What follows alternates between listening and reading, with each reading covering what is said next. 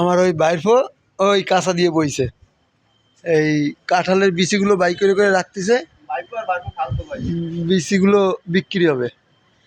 ওই যে খালতো ভাইয়ের, আবার আমার বাইরফো, এই বাইরফোর খালতো ভাই এলো এই যে সাদা জামা খাইতে।